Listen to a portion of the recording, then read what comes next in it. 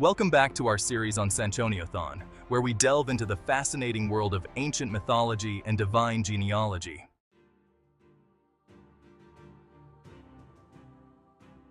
In this second part, we continue our journey by exploring the origins of the gods, their complex lineage, and the epic struggles that shaped the pantheon. Our story begins long before the gods we recognize today made their appearance. Many generations passed before these divine beings emerged in the mythological narratives.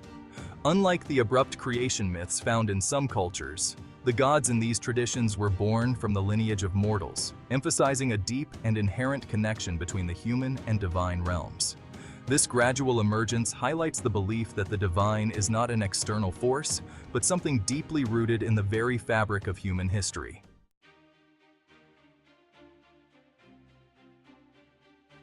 Among the earliest and most significant of these gods is Hypsistos, also known as Elyon, revered as the Most High.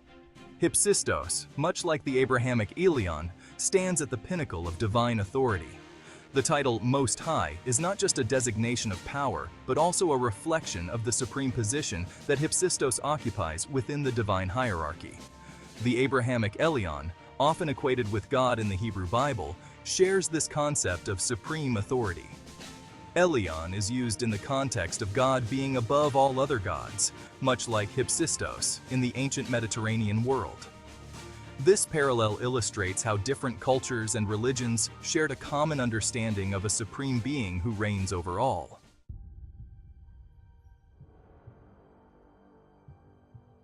Another key figure is Cronos, who is identified as El, the leader of the Elohim. It's important to distinguish Cronos from Elyon, although their roles are sometimes conflated in various myths. Cronos, or Saturn as he is known in Roman mythology, is a pivotal figure in the pantheon. As El, he is not merely a powerful deity, but also the leader of a group of gods, the Elohim, who are sometimes referred to in the context of the divine council. This role emphasizes his authority and leadership within the pantheon, though his reign is marked by significant challenges that ultimately lead to his overthrow by his son, Zeus Adados.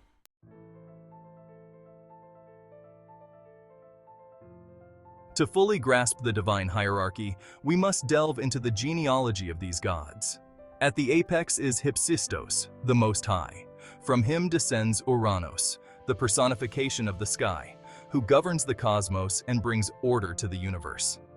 Cronos' rule is characterized by his efforts to maintain control over the cosmos, but he is eventually challenged by his son Cronos, who overthrows him to establish his own reign.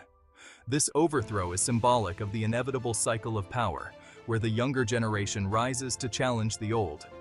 Cronos' rule, however, is also destined to be challenged. His son, Zeus Adados, emerges as the successor, representing a new era in the divine lineage. Zeus Adados' rise is not just the story of a new god taking power, but also reflects the themes of succession and the inevitable passage of time.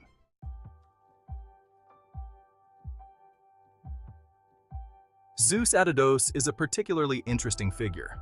His name is sometimes associated with Hadad, a storm and rain god worshipped in ancient Mesopotamia, Syria, and other regions. Hadad, or Adad, was known for his fierce temperament and was often depicted wielding a thunderbolt, much like Zeus in Greek mythology. In the context of this genealogy, Zeus Adados represents a fusion of these different cultural traditions, embodying the characteristics of a storm god who wields immense power and authority. His rise to prominence is a pivotal moment in the divine narrative, marking the end of Cronos' reign and the beginning of a new order.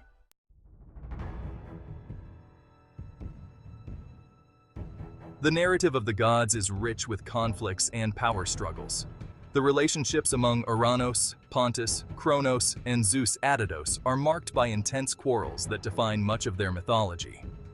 Cronos' conflict with Cronos, in which Cronos overthrows his father, is a defining moment in the mythological history, representing the classic struggle between father and son.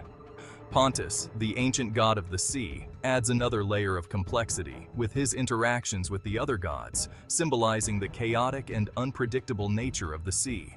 These conflicts are not merely stories of divine bickering, but are deeply symbolic of the power dynamics, rebellion, and struggles for dominance that characterize the pantheon.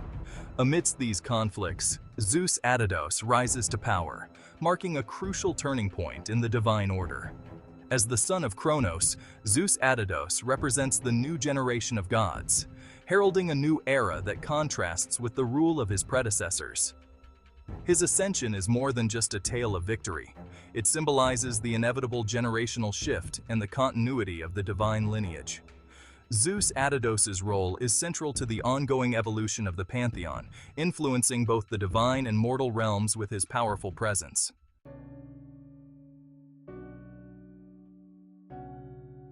One of the most significant events in this divine narrative is the death and deification of Cronos, also known as El or Saturn. Cronos' transition from a mighty ruler to a deified symbol of time and eternity reflects his complex and enduring influence. In Roman mythology, Saturn's association with time is emphasized through the image of an old man with a sickle, representing the relentless passage of time.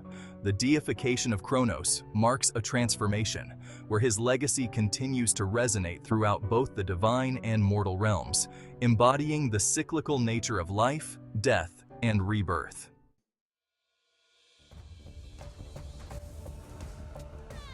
To further enrich our understanding of these divine genealogies, we turn to the Egyptian Shabaka stone, a significant artifact that presents a genealogy of the gods strikingly similar to the Greek pantheon. The Shabaka stone, created during the 25th dynasty of Egypt, records a Memphite theology that portrays Ptah as the creator god. In this narrative, Ptah corresponds to Hypsistos, embodying the role of the Most High. Uranos is represented by Shu, the god of air and supporter of the sky, while Geb, the god of the earth, is analogous to Cronos. Set, known as the god of chaos, storms, and deserts, corresponds to Zeus Adados. This parallel between the Egyptian and Greek gods highlights the interconnectedness of ancient mythologies and suggests a shared cultural understanding of the divine. The Shabaka stone's narrative offers a fascinating glimpse into how different civilizations interpreted similar divine concepts, emphasizing the universality of these themes.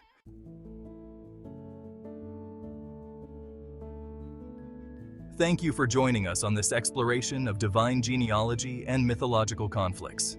If you found this journey through the gods and their stories fascinating, don't forget to subscribe to Eat the Fruit for more historical insights and mythological revelations.